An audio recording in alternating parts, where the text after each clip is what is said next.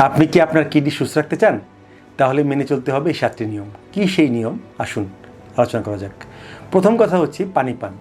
পানি পান পরিমিত পরিমাণ করতে হবে, খুব কম না, খুব বেশিও না। তো একজন 70 কেজি 60 থেকে 70 কেজি মানুষের জন্য দেখা যায় 2 থেকে 2.5 লিটার পানিই যথেষ্ট। অনেক ক্ষেত্রে দেখা যায় অনেকে খুবই কম পানি পান করেন বা অনেকে অনেক বেশি করেন, কোনোটাই কিন্তু ভালো না। এবং আমরা এক্ষেত্রে বিবেচনা করব যে যাতে 1.5 লিটার পর্যন্ত প্রস্রাব তৈরি হতে পারে। দ্বিতীয় কথা হচ্ছে কখনো কোক, স্প্রাইট, ফান্টা এগুলো খাওয়া যাবে না, এগুলো পরিহার করতে হবে। এমনকি বিয়ের দাওয়াতে পরেও না, প্রলোভনেও না। আর সুষম খাবার খেতে হবে।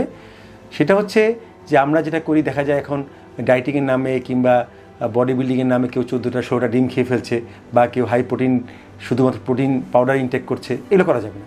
সুষম খাবার যার মধ্যে কার্বোহাইড্রেট, প্রোটিন, ফ্যাট, ভেজিটেবল 1:4 মধ্যে থাকবে, সবগুলো এক ভাগ করে থাকবে, এইভাবে খেতে হবে। দ্বিতীয় কথা হচ্ছে আমরা কারণে অকারণে বা প্রয়োজনে অপ্রয়োজনে অ্যান্টিবায়োটিক খাই। অ্যান্টিবায়োটিক কিছু হলেই অ্যান্টিবায়োটিক খাওয়ার দরকার নেই। অবশ্যই ডাক্তার শরণাপন্ন হতে হবে, পরীক্ষা নিয়ে করে দেখে তবে অ্যান্টিবায়োটিক খেতে হবে। এতে রেজিস্ট্যান্স যেমন হয় তেমন কিডনি নষ্ট করে। আরেকটা কথা হচ্ছে আমাদের অনেক সময় দেখা গেলো টুকটাক ব্যথা হলে আমরা ব্যথার ওষুধ খাই।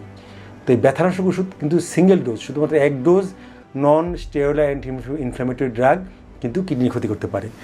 আর সবচেয়ে ইম্পর্টেন্ট বর্তমান যুগে মহামারী যেটা ধারণ করেছে আকার, সেটা হচ্ছে ডায়াবেটিস এবং হাইপারটেনশন। ডায়াবেটিস এবং হাইপারটেনশন কিন্তু কিডনির নীরব ঘাতক, এবং বলা হয় কারো যদি ডায়াবেটিস হাইপারটেনশন 20 বছর থাকে তার কিডনি নষ্ট হওয়ার সম্ভাবনা 70 থেকে 80%। কাজেই ডায়াবেটিস হাইপারটেনশন যদি কারো থাকেও সেগুলো কিন্তু অবশ্যই নিয়ন্ত্রণে রাখতে হবে। ধূমপান এবং অ্যালকোহল অবশ্যই পরিত্যাজ্য। ধূমপানে শুধু এখানে না, এখানে ব্রেনে রক্তক্ষরণ হতে পারে, কিডনিতে ক্যান্সার হতে পারে, তারপরে কিডনি নষ্ট হতে পারে, রক্তনালী চেপে যেতে পারে, অ্যাথেরোস্ক্লেরোটিক হার্ট ডিজিজ হতে পারে, চোখের সমস্যা হতে পারে। কাজেই ধূমপান অবশ্যই বর্জন করতে হবে।